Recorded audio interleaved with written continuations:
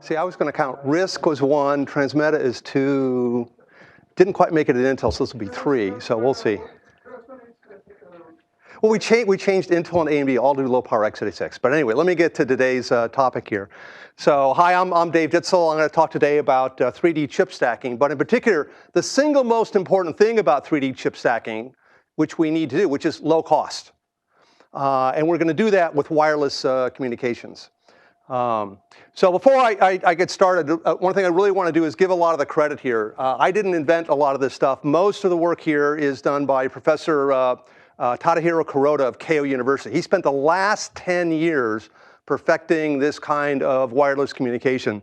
He runs one of the top circuit labs in the world at Keio University here, and he and a lot of his students have spent many dissertations. They've got over 100 publications in referee journals and conferences that really go into a lot of additional depth here. So today I'll go over an overview, but there's a lot more material to dig into. Check out, I put about a third of the references at the end of my talk. If you're interested, send me some email. I'll send you the full list of references. If you're even more interested, if you're here from an industrial company and want some help, we actually have a complete design guide manual to tell you exactly how to do design and get started and go off and do this.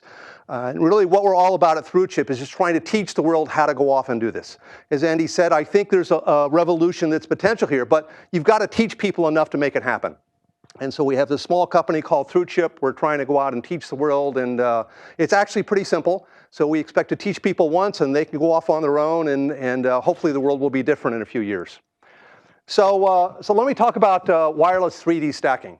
So I think the real issue is, although everybody wants to go 3D, the current methods of stacking in 3D have a lot of challenges. And the principal challenge we've seen with the most generic technique, which is called through silicon vias, it's an issue of cost. And that has really stagnated the entire attempt to move to 3D. And what I want to convince you about today is that wireless is a better approach for stacking.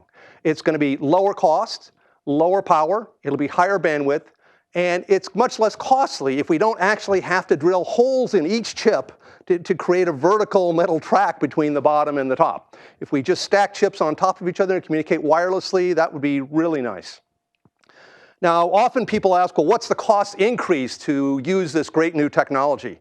And I think the surprise is that with recent developments, we can actually take your original die as a reference for comparison, and instead of, say, with TSV being twice that cost, we can actually decrease the cost of the chips because we're going to allow you to make each chip individually so much smaller because the amount of I/O we can have can shrink.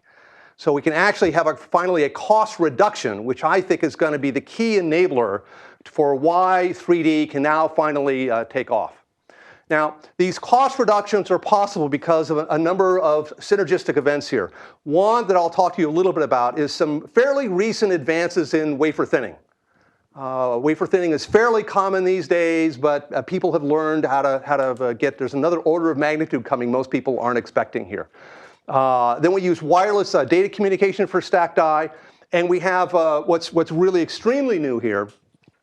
Is a new, very low-cost power distribution mechanism. So when you stack the die, how do you get the power between all the different chips without running wires between them that you've made by drilling holes and plating up metal and doing what's turned out to be a very expensive way of doing this for the industry.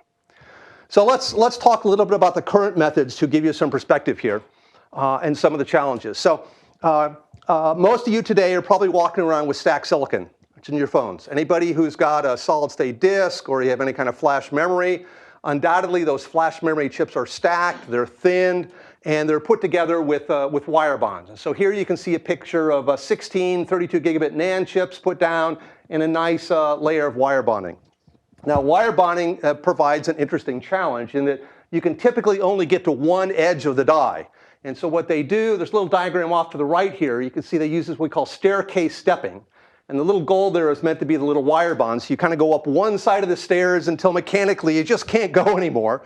And then they've been very clever. They can actually reverse direction and put a tier going the other direction. It's a little tricky, but it has some advantages in that this is very low cost. It tends to give pretty good yield. It allows you to thin the die pretty well to about 50 microns. And that gives you enough room that you can actually get in underneath one of the other layers there. And it uses a lot of existing infrastructure in the industry, so people like that. The cons for this type of an approach are wire bonds have a pretty high inductance, okay? And with that inductance, it comes a lot higher I/O power than you would like to have. It limits your bandwidth also. You're really hard to push more than a couple of gigahertz through a wire bonded connection.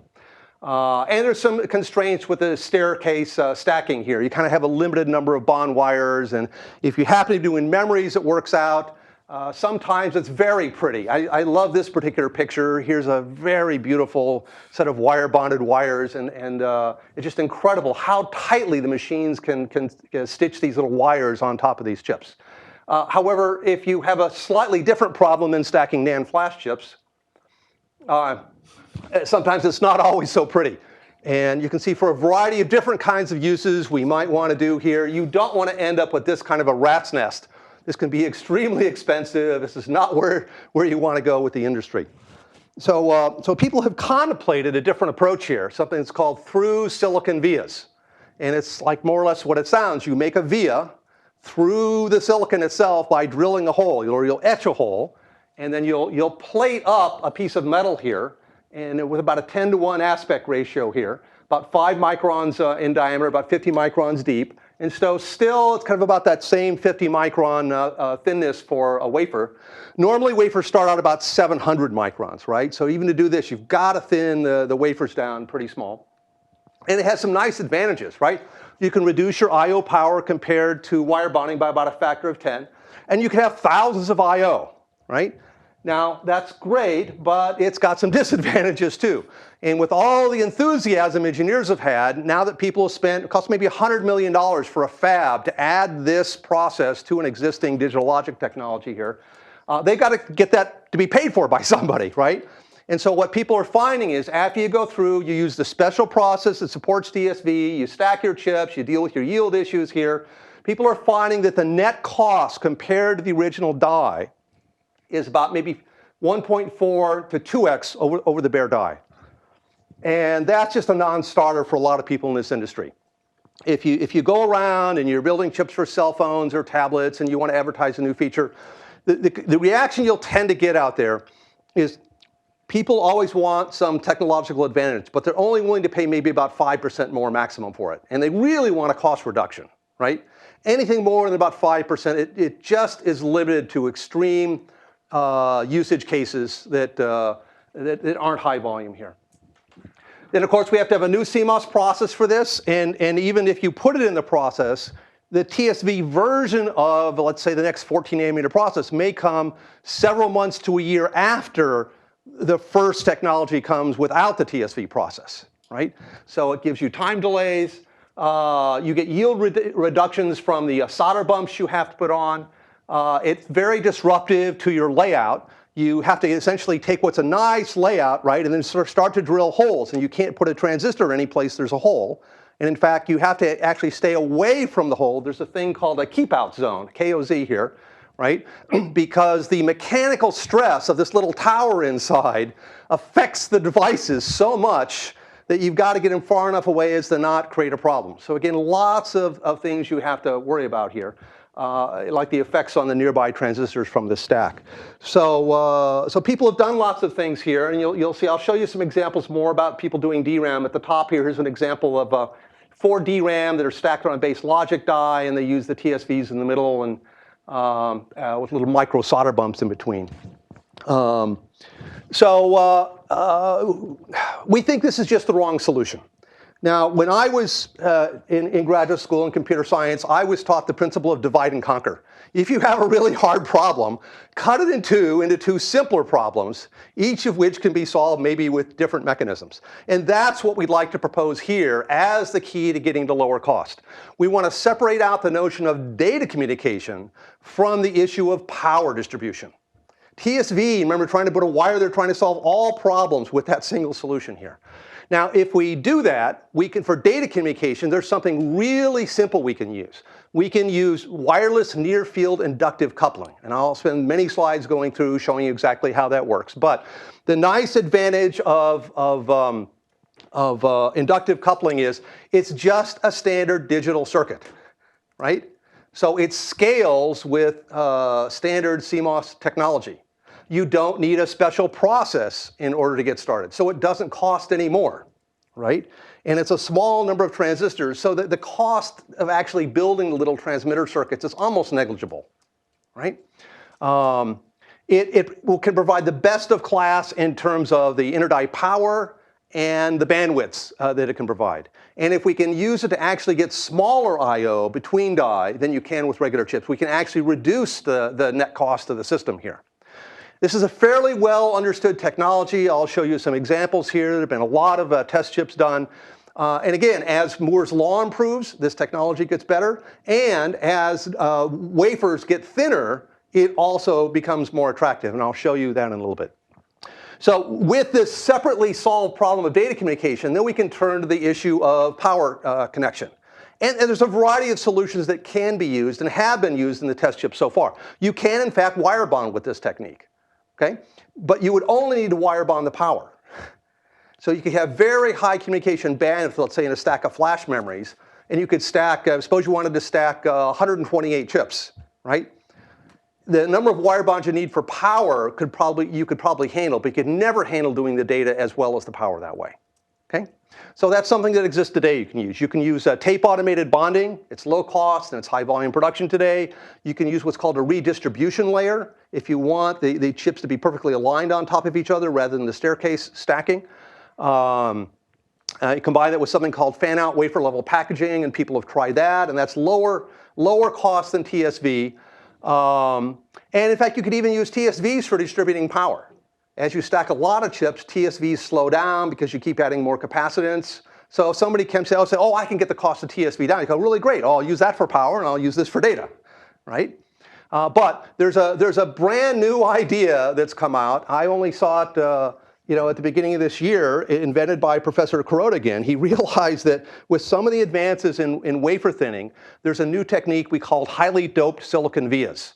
And it is an almost zero cost way to distribute power from the top of the die to the bottom of the die, so you can connect it to the top of the die underneath you, without the kind of costs that are incurred through silicon vias or other issues. So we think it'll be even lower cost than wire bond in the future. And at the second half of the talk, I'll show you exactly how that works. So let's look at what we're going to be able to do when we go through this. This is a little motivational talk. So here's a NAND flash stack here, 16 die. Typically today, again, die tend to be thinned only about 50 microns. Some people go as low as 40, but roughly in that neighborhood. And if you put this many chips together, the total height would be about 1 millimeter, 1,000 microns. Okay? And if you're going into a cell phone, you're starting to get to real height limitations for how thick you can be there, right? So it's a challenge for how thin you want to make your phone. And this uses a wire bond for both data and for power. And if we set as a reference the amount of energy per bit at 1x, what we can see if we go to the scheme with inductive coupling here, we can drop the I/O energy by a factor of 400, right? And the I/O energy in here is sometimes 40–50% of all the power in the stack, okay? What we could do in a NAND flash, the metal stack isn't very high. You could have 4 microns of silicon, 1 micron of metal stack for a 5 micron pitch. The whole thing where you stack 16 die would only need to be 80 microns tall. Okay. Let's look at a DRAM stack. Again, you want to stack 4 DRAM on top of a logic die. If you look at some of the Hynix high bandwidth memory here, about 300 microns tall, we could drop that down to about 40 microns here. And again, what we do for data communication, rather than using TSVs, we do data communication wirelessly. And with the trick I'm going to show you here, we're going to be able to distribute power without putting a copper slug or something in the wafer here. So I'm calling it a wireless communication. It's really just a clever play on words. We're not adding wires, but we're going to use the silicon itself to go right through the material without adding a piece of metal here. So that would be a nice advance in electronics technology because everybody wants to make things smaller and lower cost. Okay. So let me talk about this related technique. It's very important here. So for about the last 10 years, almost all the thinning has stopped about this 40 to 50 micron level. And why is that? Well, there was an issue called the gettering problem here, is when you started to grind thinner than that, even though the transistors themselves only occupy the top couple of microns in the silicon, okay, you had an effect that would cause those devices' characteristics to change. In particular, they get more leakage there, right? And there was an issue called the gettering effect I won't go into now, but it turns out the people who build the grinding machines have been studying this problem. They have a clever new way of doing the back grinding here, what they call a gettering dry polish wheel. It makes little micro cracks, and these absorb the impurities while they're grinding. And so they basically figured out how to solve this problem. And so now there's no reason not to keep grinding, all the way down. So they've gone to 4 microns without a problem. I hear they're doing experiments to go even thinner than that, but so I'll just stop at 4 today, because that's a fairly believable number here. And actually, a lot of people are doing some experiments here. Now, the challenge I have is I'm under NDA with several of these people, so I couldn't talk about this. So finally, somebody actually published a paper. So this June, at the VLSI Symposium, Disco, who builds the thinning machines, Fujitsu had the DRAM, University of Tokyo, a couple other people, published a paper. It's reference 36 here, where they basically built a 2 gigabit DRAM. They thinned it to 4 microns, measured it, compared it to standard die, and they couldn't tell the difference. They said there's just not seeing any leakages, or basically no reason they could find not to thin things there. The question is really, what's the compelling need to go to 4 microns? You can say, well, maybe it's height, right? However, with the technology approach I'm telling you today, it's going to change that compelling reason to be cost, right? We can turn that thinness into a cost advantage, okay? So this is the slide to get you to believe, okay, yeah, we can go down to 4 microns, check the references, and you'll see what they're doing there, okay? So let's talk about how we transmit data wirelessly here, okay? So if you're a chip designer and you're running wires around the chip, a lot of the problem you have in your design, you're worried there's going to be too much coupling between wires, right? So you're always spreading them apart because it's really easy to get coupling with a couple parallel wires. So imagine what happens, those of you who've taken electromagnetic courses, if you actually just take your wire and you start to just draw it in a little loop.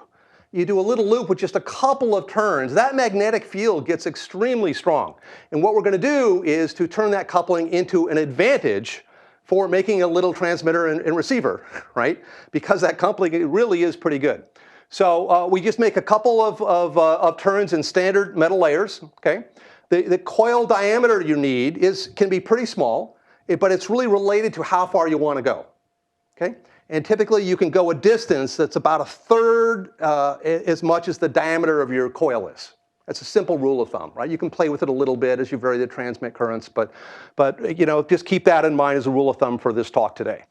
And the chips will communicate vertically. You put another coil right on top of that, right? And so you can create essentially a bus. You can stack as many chips as are within the 1/3 distance to diameter ratio as fit there. So if you want to put 100 chips, you could do that, right? The electromagnetics actually scale up to very large dimensions and very small dimensions, okay?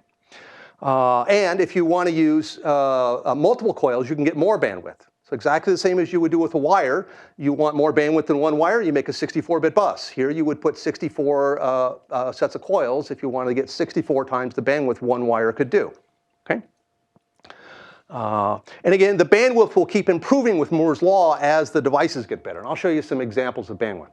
So here's a little picture of a couple of coils here. It's kind of a 3D perspective. They're actually probably the same size coils here.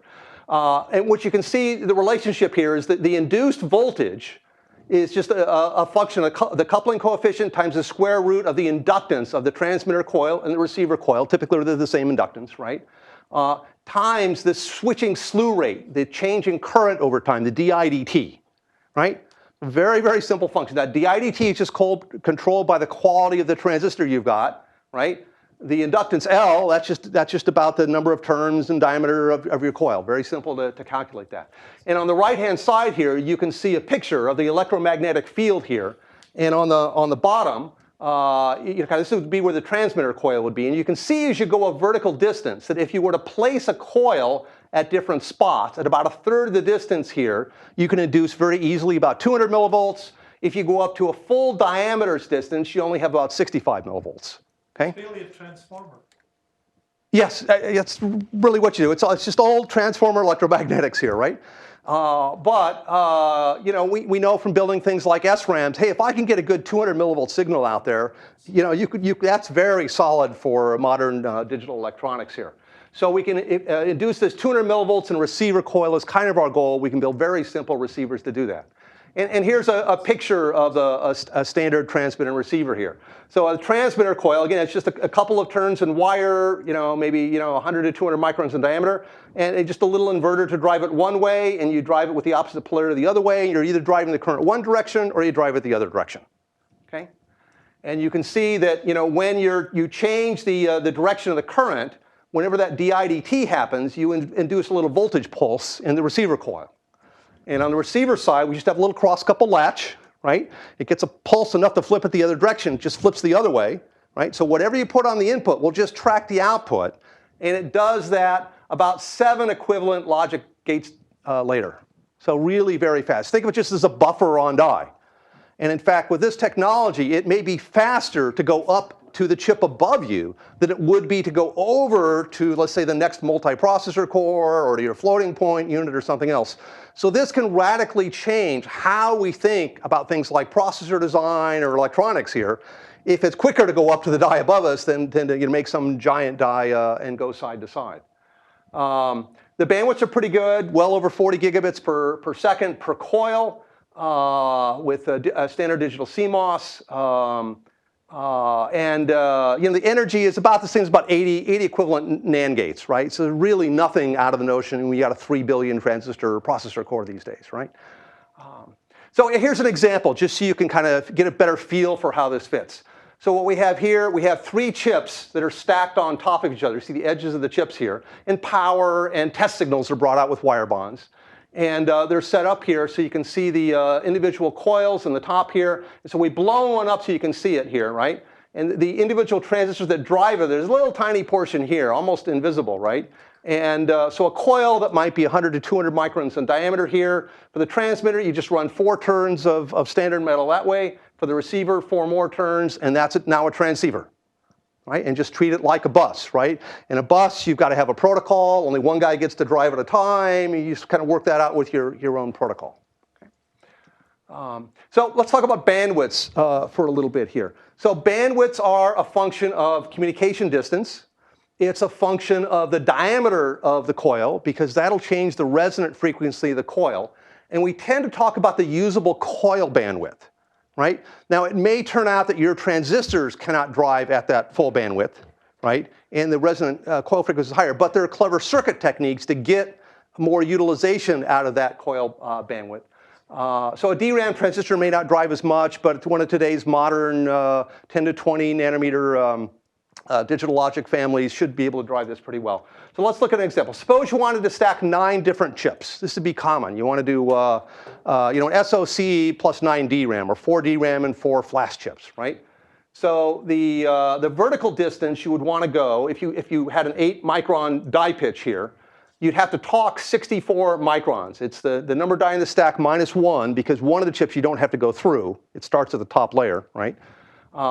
And so for about 64 microns in distance, our 3-to-1 ratio here rule says we'd be about 200 microns in diameter. Okay? If we wanted to stack 5 die, we'd only need a coil 100 microns in diameter, right?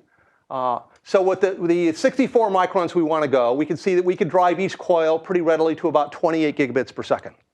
If we only want to stack 5 die, we could drive it to 66 gigabits per second.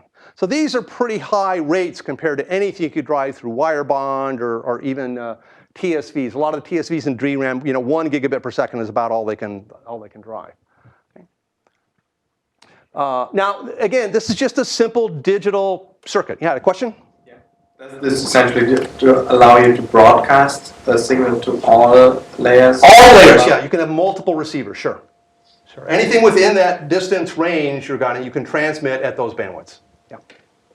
Bidirectional within the protocol? Sure, absolutely, sure. And if you put on each die one of those what I call transceiver coil, they can transmit up and down to anything else within their range. And so long as you're not, have 2 people trying to transmit at the same time, that's your protocol issue to deal with. Yeah, absolutely. Just treat it like a bus. Okay. So again, this is just a simple digital circuit here. Data rate is about the same as 1.5 x of a 5-stage ring oscillator. So any process technology node, you want to know how fast you can run this, build your ring oscillator, multiply it by 1.5, that'll give you a data rate, okay? Delay is about the same as 7 2-input NAND fan out of 4 gates. Energy, about 80 total gates. Circuit layout takes about the same area for not counting the coil, but just the transmitter receiver stuff, about 36x in NAND 2. And this is kind of an average done over several generations of parts in different process technology nodes. So if you look at the data rates here, for example, the little circles here are actually measured silicon in different process technology nodes versus, say, a simulated ring oscillator. And again, you'll see basically it just tracks Moore's law, right? So it's going to be very easy to project for a different technology node where you can go with this either in the data rate, in the delay, or how much energy you would take. Now, in these energy slides and others here, I'm showing you probably the most basic form of the transmitter and receiver. There are more clever designs. There's maybe about 10 different transmitter and receiver types, right? And so that will make these numbers vary a little bit. You say, oh, I wish that was lower power. Well, I'm going to show you a little later how you can do even better than this. But this is just for what we call the standard H-bridge type transmitter and receiver that's very similar to the diagram I showed you before. Okay? Now, why haven't people done this before? Well, you know, one of the things here is this keeps getting the advantages with Moore's law, whereas most I/O tends to be pretty constant in I/O power. So if you look back to a 32 nanometer technology node, what you'd see is, well, you know, maybe with this communication technology at 0.4 picojoules per bit, you know, even a little bit worse than TSV. So there's no reason to do it in a technology node as long as you thought you were going to have TSV, which is what everybody thought before they knew what the cost was. And that's about 10x less than it is in wire bond.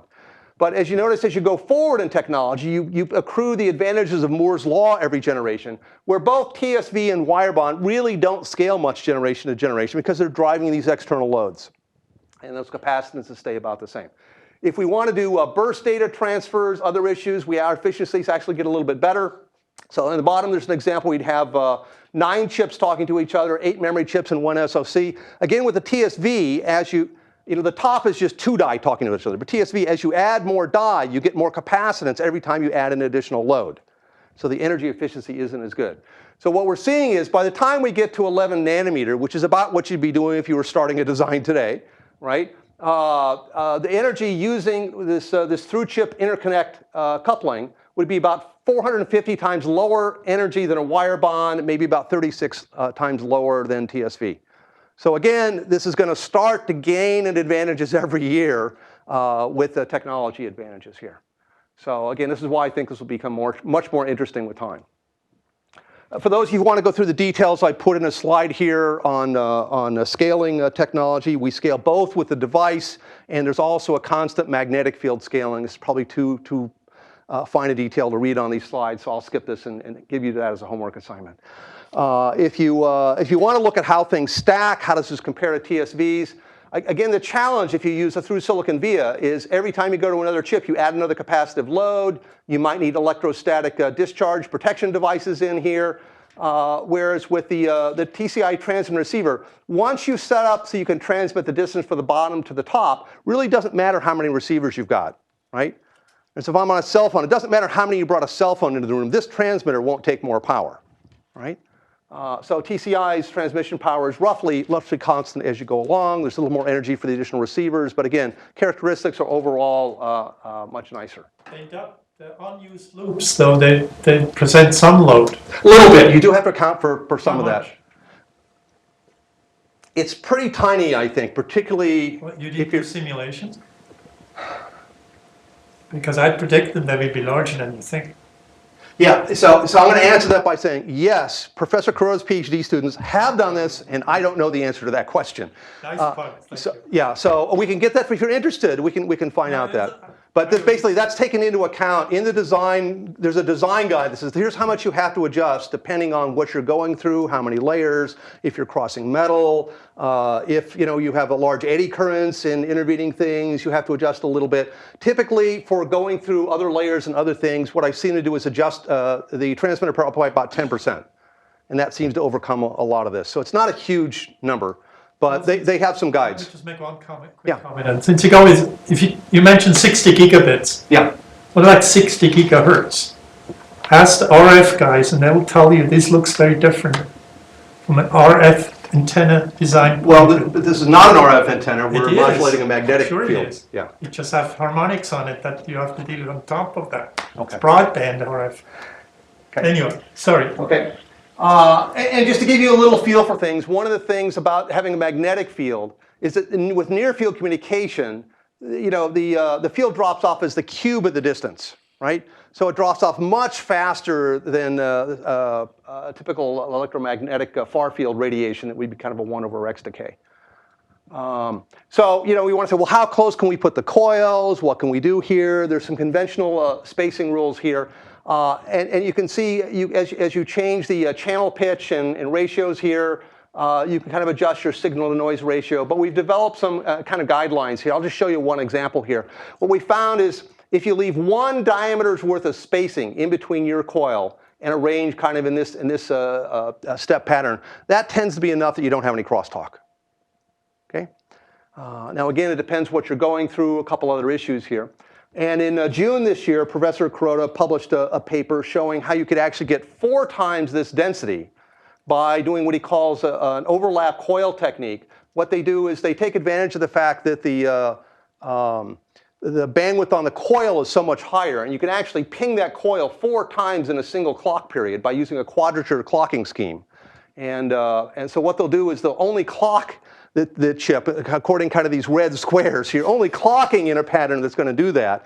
And you also desensitize the receivers that are adjacent that you don't want to be receiving. And so again, a couple small number of transistors with some clever circuit techniques can really help you decrease the coil area. So we picked up a factor of 4 here. I'm going to talk to you about a factor of 10 because of the reduction in height due to die thin we picked up. Okay. Remember, the area we need for the coils here is gets reduced by the square of the distance. So we picked up a factor of 100 by being 10x smaller in vertical height, and another factor of here. So just in the last 12 months, we've shown people how to pick up a factor of 400x reduction in area. Okay. So again, that's, you know, a lot of people haven't caught up to how fast this technology is changing for what we can do and what the implications are. And that's what I'm here to talk to you about today, so you guys can help spread the word.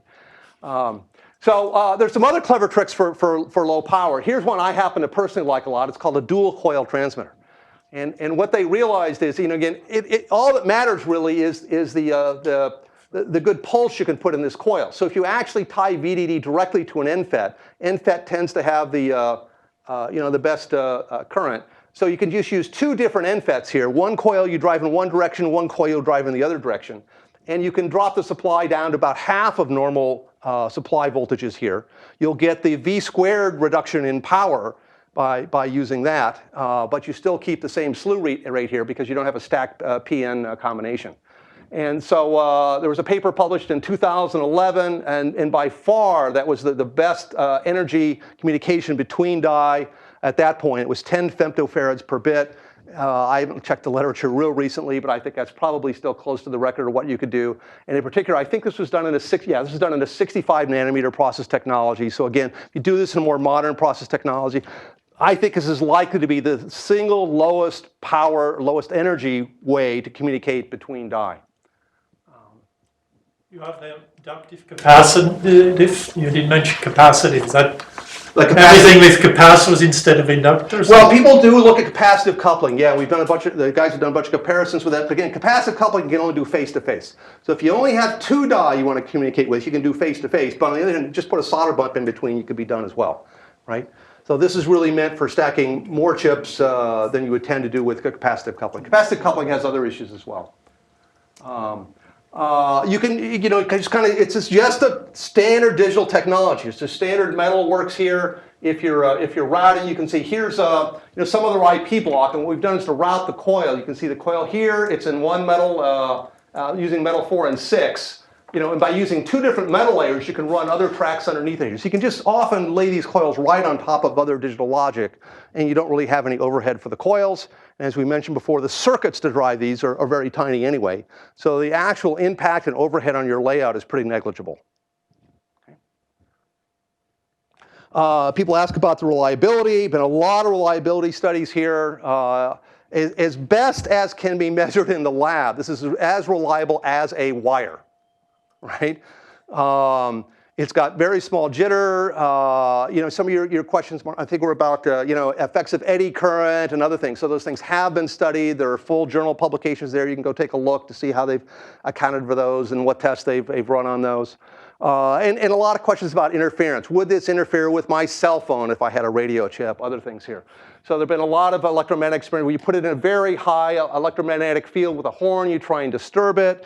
Again, you can turn down the current in the coil to the point where it starts to fail, and then of course you can induce some issues. But if you add the proper amount of guard band, it seems like you can make this channel extremely robust as a wire, because even a horn here can influence the signals in just clock wires and other things as well in your signals here. So it looks to be pretty stable here. And again, if you want the detail, check the references at the end of these particular publications. You can kind of see what they've done and make yourself comfortable that this has been looked at. I get questions about testing. You can use kind of standard scan conventional testing. Here's an example. You just, you have a transmitter coil, you transmit, you can go right to the receiver, pick it up, just, loop it through, go through all your testing there. So on each individual die, you can convince yourself that die can both transmit and receive appropriately. You do have to do the electromagnetic studies to make sure you have the proper amount of field for the die that are going above it and do the testing there. But you can also do some really interesting things here, like you can use non-contact testing with this. Right? And so one of the clever things people have looked at is using this for at-speed die testing, so you can dramatically reduce your testing costs, right? Because you can run at full speed, rather than through scan, which tends to be very, very slow. Okay? So there's a lot of interesting different ways to use the technology here. Again, the sensitivity to fields. One of the interesting notions is compared to, say, a clock line on your chip. The amount of field that this generates is about 10,000 times less than a clock or other signals might generate here. In terms of interference from other RF, the signal noise ratio is about 200, which I think most circuit designers would say, yeah, they could deal with that pretty well. One of the nice things as well here is alignment tolerance. If you do TSVs, you've got to align within plus or minus 1 micron on your die. That can be a little challenging at times, or at least it's a cost issue. Here, you're pretty insensitive to that. For example, you can be off by 10% in alignment by just adding another 5% power increase here. So if you're in an assembly process and that matters to you, you can just compensate a little bit in the transmitter power and make it very easy to have your coils misaligned. If you're even more concerned, just make your coils a little bit larger, right? That 10% of whatever the diameter in grows, and so you can get basically to whatever sloppiness of alignment you want to have. Now, the ThruChip interconnect has been demonstrated with a lot of test silicon. Professor Kuroda's group has done about 28 different test chips. Many other people in the field have also done test chips with inductive coupling here. But you can see some of the highlights of things they've done in the past. It's fairly high speed, and you can see going from 180 nanometer, kind of an ancient technology now, to 65 nanometer, sped up the speed in terms of gigabits per channel by a factor of 3x. They've done 8 terabits per second communication between die by putting 1,000 channels down. We've shown some of the lowest energy communication between die, stacking large number of die. They showed in 2010 stacking 128 different die, and this is back when the die were still pretty thick. New techniques for coil density. Again, this quadrature clocking was just described in June. In other companies, here's an experiment that Wright Sharp had done where they built a multi-core chip, and they put the second level cache out on a second die. So you could stack, you can see the TCI interface the same place, and you stack these vertically, and you could stack, however many number of SRAMs you wanted for increasing your cache size that way. So this, again, very well tested out, and we think it's at the point where, okay, universities have done enough, time for a commercial industry to take a look at this. I think enough has been proved out. Now, so one of the looming questions was, well, what about power? right? How do you do that? And we've been scratching our heads with that for the last several years. And this new idea came up just kind of at the beginning of the year we call highly doped silicon vias we wanted to tell you about. So what we noticed is that as you make the wafers thinner, right, the data communication gets more compelling because the coils get smaller. But it turns out it also enables a new way to do power delivery. Because the way we make semiconductors, we all love semiconductors because we can make transistors and other things on the top through chemistry and implants and other things, right? We can use that same kind of implant engineering to change the qualities of silicon. It's a semiconductor. But when we shoot an ion beam into it, we can take pattern regions and turn those regions into conductors, right? And so we're realizing we can do that. What we do is we increase the P and the N doping by about a factor of 100x over what you might typically do. And you can get basically a communication that's pretty much as good as a wire channel would have been. So why drill a hole when you could just use shoot an implant into it? Okay. Is N doping better than P? Look into that. I'm not. There's There's probably some differences there. Yeah. Okay. That's why N channel are faster devices. Yes. Less loss. But you know, it varies by technology node. Sometimes, you know, some nodes are I don't think P's any closer. P has ever been faster than any N. Yeah. Okay. So let me show you how this might work in terms of production. You'd start with a standard wafer. It's about 700 microns in thickness. The very first thing you would do before you did all your normal processing, just shoot the implants where you want to go from front to back. Now, when you do an implant, you can only drive that implant maybe 10 to 20 microns deep, right? But that's okay because as we go forward, we're going to be thinning this. So once you've built that, then you just put your wafer into the standard fab and build everything else exactly the same way you would have before, right? Because none of the processing steps can really sense that you've had an implant done in that particular region, right? It's just that you remember where those patterns are where you put something, okay? So once you've put everything there, you put metal caps on top of these regions as well. Then you thin it. And what you do is you expose the backside of where you put the implants here. Now these little yellow regions I've drawn here are the conductive paths from the top to the bottom that you can use to drive power through. And you say, well, why don't I just do all my signals that way too? That would be, well, they're not the best of carriers because they're highly capacitive. But wait a minute, for power, we want it to be highly capacitive. That's a really good thing. So it's, you know, you could maybe put a couple of DC signals here, but it's not really good for high-speed data communication. So we still do want to use our inductive coupling for data, but this is a nice alternative, we think, for power here. So let me show you a little bit more detail. So we start off, these are kind of standard P and N devices, how you'd produce them. And what we're going to do is we're going to put in this deeper than normal implant in both the P and the N sides to create a conduit from top to bottom here. When things are fairly thin. Now, again, we want to stack these on top of each other, so we'll build up in metal such that we have the very topmost layer planar that allows us to conduct a little bit of metal through until we get to the silicon and we go through. Okay? And now what we can do is we can just take another chip and stick it underneath. And what we do is we use a connection technique. There's actually a standard manufacturing flow called a room temperature wafer level bonding machine, right? And these surfaces are so flat, you get solid intermetallic bonding by diffusion, right? You don't need a solder bump even. These things should just adhere to each other with a very strong connection here. And basically you stack these up and you end up with a conduit path for your ground that goes vertically all the way through. For power that goes all the way through, you can make individual you know, pattern regions of the sizes you want to get the resistance you want. And there's no particular reason for us to have drilled holes in our silicon. Right? This should provide everything we need for power, and it looks capable of delivering, you know, if you need to, tens or hundreds of amps through here.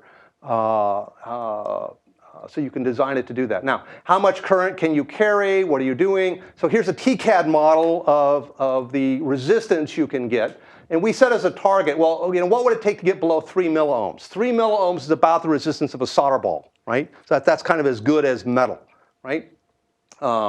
And so you see at the thicknesses we want in green here, let's take 4 micron, we can get, you know, well under 3 milliohms here with a dose that's only about 10x a standard dose. If you go to larger thicknesses, you have to use a much larger dose. But again, this is the compelling reason now to thin to 4 microns, right? Rather than staying at 10 or 20 or 40 microns. At 40 microns, you just can't do it. You can't get enough dose in there. Okay? So here's the P and the N, and you can check that out. Okay. Let's see. So what we described here is a brand new mechanism for power distribution here. We don't have to have metallic vias. We don't have wire bonds. We don't have solder bumps, right? We just basically stack the chips, press them together, more or less. We've got very loose alignment requirements on either the data, because the coils can be spaced out, and these regions where we do the conductive silicon, highly doped silicon vias also don't have to touch exactly, so they've got a lot of flexibility and alignment as well. Okay, so power and ground just go straight through the silicon. We haven't had to use metal wires, so therefore it's wireless, right? Not what you thought. We're not trying to transmit power through the air. We actually have a good conductive material. It's just that that conductive material is silicon rather than copper. So let's see what happens if you actually try and use this for real. So we've got a little example here of taking what's called a high bandwidth memory DRAM. So Hynix had a great presentation at the Solid State Circuits conference in February this year. They also repeated something like that at Hot Chips this year. Fortunately, it was just in front of the paper we presented that described, so it educated everybody. But here's their high bandwidth memory. They've got 8 channels, each 128 bits wide. They've got 1,000 I/O. But they're only able to drive that about a gigabit per second, right? So they get 128 gigabytes per second, so a fairly large amount of bandwidth. And they told us all the chip dimensions, so we had what we needed to do a nice example. And so one of the first things you see is they're using 18% of the die area just to make the TSVs here. And you have to put the TSVs in the center because there's mechanical stress issues and other issues here. You don't put them out in the corners. But that's a pretty large amount of your area. And so what we're going to do is we're going to show you doing the same DRAM to give the same bandwidth as they're doing there by using inductive coils. Okay? So to give the same bandwidth, we're going to use 16 coils for data. We can run each of those coils at 8 gigabits per second, even with the really slow DRAM transistors. Okay? So that'll give us the similar bandwidth there. We have 8 coils, again, multiplexed 8-to-1 with a SerDes to give us 64 address and control. And we kind of have 2 coils for clocks in each pair of channels. So here's a pair of channels, one on the left, one on the right, but they each share this quadrature clocking scheme, and we put the clocks in the center so they have kind of equal distance to run out to the sides of the channels here. Okay? And so you can see if the coils are 100 microns in diameter, we need about 7.5 coils worth of width here, 2.5 coils high. So let's stick those back in the original design. First, we take out the TSVs. And then we stick our coils in there. So you can see there's a pretty dramatic reduction in the total net area of the die with this. That's what's really exciting about this technique. Why go 3D? It's going to cost less, right? So now we still have to put in the power and ground links here. So what we've shown are the little red and orange squares here. So these would be places where you'd shoot the implant in the original wafer here. And we've chosen to put these underneath where the power and ground buses go. You typically wouldn't put it where the memory element goes, right? But you've got plenty of white space. And you want is enough squares, so the sum of the total squares of resistance gives you the total net resistance that you want to get in the chip, as well as the integrity of the power and ground plane that you're looking for here. Okay? Then you put it all together, and you have a die that looks more or less like this. And so our projection would be, if Hynix would get smart and try this in their technique, they could save 13% in die area of building this type of a chip. And that's a really big deal for a silicon manufacturer here. So we think we've got a good, compelling reason for people to go and use this type of technology in the future here. Then as a final stack, you just kind of want to look at a side view here. Again, you could have kind of your high bandwidth memory of the standard logic tick face down. Okay, so you just use standard solder bumps to connect. You can use standard electrical signaling there. You can use standard LPDDR4, whatever your communication is. But inside the die, from the logic, right, you could communicate your data with the wireless coils and your power through the dope vias here, and end up with a stack that's only 40 microns tall. Again, if you want to look a little bit more at the manufacturing flow of how you would do this, you want to use what's called wafer level processing. Now, it's a little bit of a misnomer because you don't actually want to take a wafer per se often. You'd actually like to be assembling all known good die. So you take something that kind of looks like a wafer that's made of sticky tape, you take your good die and you stick them back down until it's kind of that shape. But in fact, you actually want this to be square, not round, because you can process square panels more efficiently, right? So what they do is they build these support panels that are 465 by 320 millimeter. That lets you put, how many chips? About 2,000 chips down. And you would just buy panels from the DRAM manufacturer, you buy panels from the SoC guy, and the assembly manufacturer takes these, does the room temperature wafer level bonding, stacks as many die as you want. And so you've got kind of your Lego blocks for building stuff in 3D. It's a very low cost technique. And because you can process kind of at this wafer level batching at a time, the cost per die of doing this assembly and all the other things is extremely low and ought to end up being lower even than wire bond. Okay? So what we've shown today is kind of the synergy of a bunch of interesting events. The synergy of ultra die thinning that allows us to build very small wireless data communication, and the combination using highly doped silicon vias for power gives a really nice path to the future for 3D that should be meeting the cost requirements that a lot of people would have. This is the wireless communication has been proven out by a lot of test chips, so I think people are pretty confident about using that. Power distribution can be done by many conventional mechanisms today.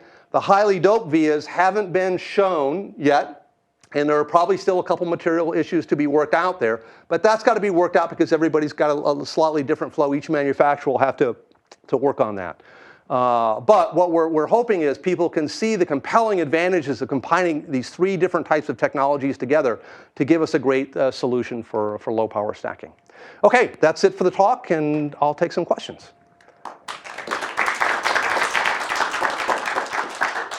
In conventional synchronous systems, clock skew, die wide or subsystem wide or whatever, it's an issue.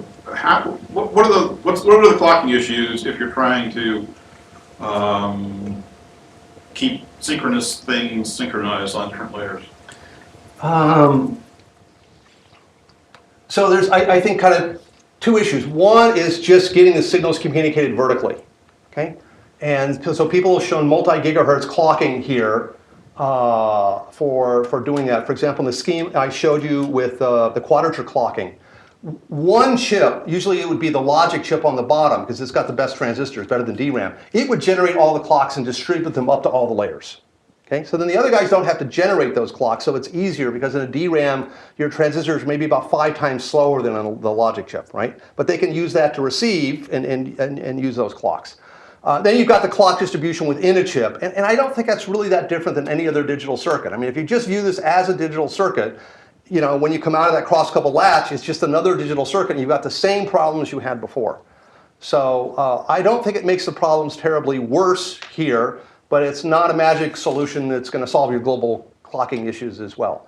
Maybe you can afford to clock differently across the chip because you can send clocks between different sections of a die to the die above you, and you can distribute multiple clocks. So, but that's really going to be an individual system design trade-off, I think. Yeah.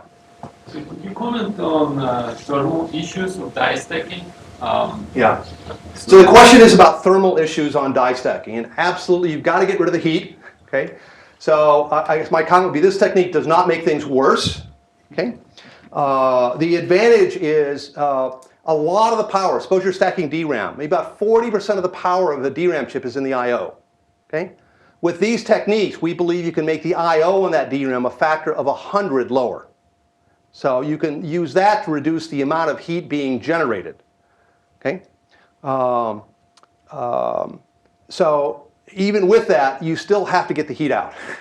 So you have to look at the kind of solution you're doing. So for example, using this to start with the flash memory that doesn't generate that much heat might be better than trying to stack processor cores on top of each other that are 50 watts each, right?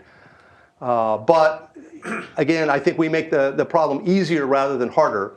Also with this stacking approach, it's a little bit better thermal conduction because we can actually make the chips planar and touching each other, whereas with TSVs you have solder bumps that present air gaps in between where the solder bumps are. And so you tend to have to funnel all of your heat through those individual solder bumps, which is a challenge. So we think we'll have a little better heat distribution as well. Again, we make the problem a little better, not a lot better, But that's just one of the keys to getting to do 3D stacking. But that's why my other interest is extremely low power digital circuits. So if we can get rid of the I/O power and the circuit power, or reduce those will work in combination to be better. Expansion, the thermal expansion, because if you do TSV, at least you fixed all of this. Yeah, so the next question, follow-up, was about the mechanical expansion. And again, you saw with TSVs, they put all the TSVs in the center because they're worried about that particular issue. With this, the coils, the die can shift. It really doesn't matter. You can go say 10% of the distance. And so you can always adjust your coil such that you're going to cover whatever your expansion was going to be. Okay? There may be an issue of the mechanical stresses on the room temperature wafer level bonding. You have to look at that. In an extremely high power application, you might want to go to a different power technique. But that's something where they have to develop the design rules to understand what the stresses and limits are. Okay, you had a question. So I'm missing the mechanical aspect. What holds this whole thing together? Go back to the simple wire bonding case. Yeah. So, here's a picture of chips that are stacked together, right? And really, it's just going to be the compression off the bonding between the metal layer on the top of one die and the bottom surface of the other. They're going to get this intermetallic bonding adhesion done, right? And if you have enough of those, I think you'll get a very mechanically stable system. So what do they do currently with these? Well, solder balls are used today with TSV, so they actually solder the chips together in some sense. Yeah. How do you get the metal on the bottom of the wafer after you? You don't get metal on the bottom. We looked at doing that initially. The question is, let me go back to the picture here a little bit. So if you look at say the bottom of the wafer here, the question is, why don't we have a metal pad on the bottom to talk to the metal pad on the top of the next chip, right? Is that your question? Yeah. Yeah.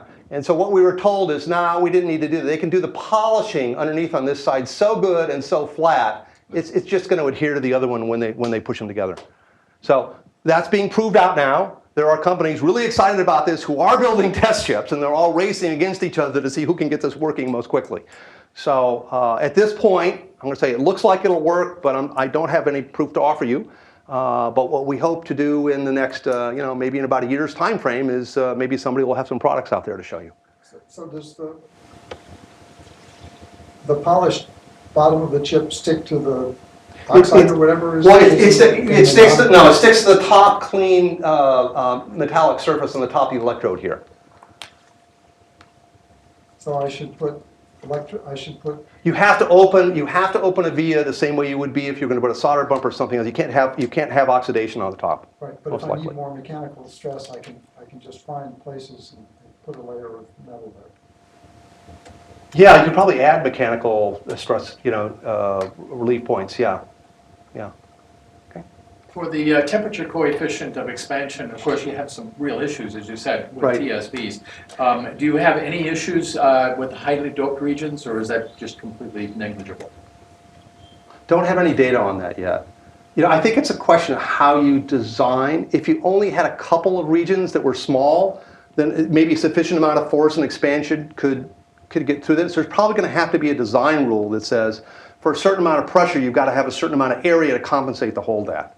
That would be what I would expect to happen. And there's probably the same kind of rules with TSVs as well. You can't put a lone solder ball out the edge of a chip and expect it not to get sheared off with mechanical stress changes. So Yes. I think you just got to pay attention to that. It's part of the design.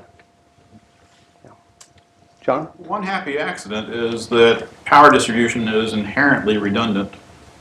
Yes. Lots and lots of channels, Yeah. in the real world, occasional failures. Yeah, so if one opens you might up, not you're even be able to absolutely right. notice because Yeah. of the But because we're not counting on this for data, we're much better off than a TSV would be if one broke. Absolutely right. And so the question here is, will this be higher yield substantially than TSV? And the answer is, I think so. But until somebody's in manufacturing, we get some real data. It's hard to quantify that with a number. But it sure looks like this ought to be a higher yield approach.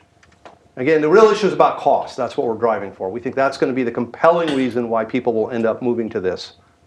Right, Andy? Back to yield, the grinding to 5 microns has as good a yield as grinding to 50? That seems counterintuitive.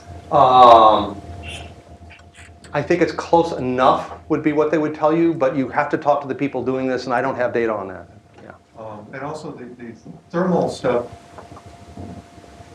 5 stacks is 5 quantums of power, and if you're doing it in a tenth the height, then you're more concentrated. Yeah. Assuming all the power is generated on the surface, all the heat is generated on the surface, so. And so the question is, does that make it easier or harder to dissipate the heat? Because if you're, Yeah, if that's the question. yeah, if your thermal coefficient between the die, you know, if you can get the heat out sooner to your heat sink, right? That's probably better than going through a lot of latent chips with, you know, think of a TSV stack, right? Insulator. It's silicon plus an insulator, silicon plus an insulator, silicon plus an insulator. Making it smaller, I would think it'd be easier to dissipate the heat. Do the doped regions have better thermal? I don't think it changes the thermals. That's unfortunate. Because you Yeah, it would be nice, but- Because then you use the same trick to pull power out, to pull heat out, that you use to move power. Yeah, but the silicon itself is pretty good. And so Yeah, if you can use the entire area of the silicon, you're better off than having to just go through where you have the solder bump. So this should be better. Yeah. But just turning the whole top into a Yep. heat sink. Maybe that's it, that you do a heat sink layer, heat sink top cap. Could be, yeah. So, What about EDA tricks? Is there anything missing in the EDA other than the generic weakness of being able to model stacked die? Yeah, the question is about EDA or essentially CAD tools and what's out there. So Cadence does support this in their flow. It's very similar to what's needed for doing TSV, basically. So a lot of the stuff where you have to, in the design, you have to make sure this chip on top of you is going to be aligned and deal with some issues there. And for a lot of the tools, again, you're just drawing a circuit. The fact that you drew an I/O pad with a circle of wire as opposed to a landing pad for a wire bond isn't much different. But you do have to do the electromagnetic 3D simulation to make sure you have enough magnetic field to go the distance and through the material you're doing. So that's a step that you wouldn't have to do with TSV, but that's part of a standard electromagnetics package. So that hasn't proved to be too big of a challenge. So one of the things we did to kind of test these things out was we actually have a book, right? This is what we do as part of our technology transfer. So we have the book of design, right? Where we took all of the last 10 years, developed tricks, techniques, put it into a design guide. Then we actually took this and we gave it to a design house and said, here, you're not allowed to ask us any questions. You have to figure out everything from the book, design our next test chip for us. And they were able to design it, work perfectly the first time. So our hope is that when other people get interested, we'll get them the book, they can design their own stuff, and you're on your own after that, right? People don't need too much training. Once you've taught them how to make a 2-input NAND gate and a 4-input NAND gate, they can make a 3-input NAND gate, right? And here, people can learn how to draw a loop of wire pretty easily, draw a couple of cross-coupled inverters. It doesn't take much to do this on your own. well, we're at Stanford. What's your monetization? For us on this? Yeah. A business question. Someone from the business school. Well, Yeah. So, Stanford, that Yeah, question so- gets asked here. no, that's a very fair question. So how does our company make it? First of all, we're going to be a very small company, right? We're not trying to be a big, I won't use the name of the company, but there's a company who did DRAM interfaces before, had to be about 500 people and lots of lawyers and whatever. So our ambition is to be small so we can be easy to work with, that we don't have a lot of initial overheads. So we would like a little upfront licensing fee to get started with people, but it varies on the type of customer. And so we vary the royalty. For somebody who's going to say a large memory maker, all they care about is getting the lowest royalty. They pay a little bit more upfront fee for a license. And for somebody who wants to design 1,000 chips, they say, look, I don't really care about the royalty. I just can't pay you a huge upfront fee. Can I have it for free? Okay? So we have an almost free kind of mechanism to get started. We do want to charge a little for the documentation and other things. We have kind of what we call an evaluation license to get people started very quickly because nobody's sure if they want to take a real license. But Professor Kuroda has spent the last 10 years filing patents very diligently. The university has been very cooperative, so all the patents are filed in his name. And ThruChip has a deal with the university to essentially be the licensing arm for this technology, because the university doesn't have time to go out and tout this. And so that's really what we're doing at ThruChip, is we're trying to explain this to people. We do teaching, we provide some design support, we provide the documentation, and get people going to where they can be self-sufficient on their own. And then we'd like to collect a little royalty on every chip going forward. Okay? If we can just get a little royalty on every DRAM, that would be sufficient to keep the company going. A penny per pin, that's all you ask. It can be very reasonable now because we're very small. But the longer people wait, we could get greedy someday. I don't know. I think we're trying to make it very accessible now because we have a big hurdle to get over to get this accepted in the industry. But I can see in 10 years from now, this could be one of the main techniques for stacking chips in 3D. Yeah. Now, the second Stanford question is Okay. after monetization. And by the way, the engineering school does more business than the business school. Okay. It's not close. Then a lot of follow-up question. Yeah, it's not close. When's the first when's the first product sort of, or approximation of a product going to be shipped? Yeah, I can't make announcements for other people, but I think it might be possible to see things in maybe between 12 and 24 months. Okay. That's the traction question. Yeah, so, and that's like, we're hoping and things are looking good and we'll see what happens, but you should be able to see some things out there. And I have seen, there are companies designing with this, and it's pretty incredible what they're trying to achieve by using this. So it's gonna surprise a lot of people. So we're hoping to get something out there as a commercial product, because I think once people see that, then a lot of other people will move along. It's very tough at the beginning to get it out there. So that's why I'm giving talks at universities, because I need more disciples and other people who say, hey, this is a cool idea, did you hear about this? So feel free to go tell people, and because a lot of people haven't thought about this technique, and particularly about the power distribution mechanism here. This is very new, and everybody looks at it and goes, yeah, this really ought to work. They can't see any reason not to, but there's probably some other things that have to be worked on as well. So people who do stuff in high volume, hopefully will come and talk to us, and we'll show them what to do. We'll tell them everything we know, and then they'll be on their happy way to start to build some of these things. Yeah. Looking at systems consequences of the, I think, pretty huge advantages you'd expect to get in power, it becomes complicated to actually run that through to do the analysis. Has somebody turned that into a PhD thesis or a useful CAD framework or whatever? What, to simulate power dissipation? For an overall system. For example, you're going to have obvious economies for DRAMs that don't have I/O power, et cetera. Yeah. So certainly there's been a lot of work done by companies in thermal modeling of stacked chips, right? And it's just a huge amount, a lot of work in the industry on TSVs. Nobody can afford to do it yet, but let me tell you, there's engineering groups everywhere trying to look at this, and there's a lot of CAD tool support for that. So I think if you go to your standard tool vendors, that all the things they have for thermal analysis can be modeled here, and you have to, if you're going to reduce the I/O power by a factor of 10 to 100, you account for that and the heat generated, plug that in to the tools that they already have. That should all work pretty well for you. Okay. Let's see. Anybody not had a question yet? What about the possibility, instead of inductive coupling, to do actual RF and build little radios? Yeah, the question is, why not use radios rather than RF? Well, then you do have more EMI concerns because the signal doesn't dissipate as fast. And I think it's just a lot more complex circuit. But if you could build a radio simpler than this circuit, yeah, absolutely, go for it. Well, sure, a lot more transistors, but your antenna size is a tiny fraction of the size of a coil. I think it's well worth looking at. I mean, it's a trade-off in individual designs for what to do. If you could do that and get the bandwidth, yeah, I think that would be interesting as well. Bandwidth should be easier. Yes. Yeah, it's small distances. Yeah, worth looking at.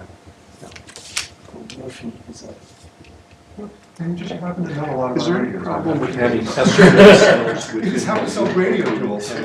Yeah. So the question is there any issue having SRAM cells inside? So there have been a number of experiments done. There are some papers published on this, and we can't detect any effects.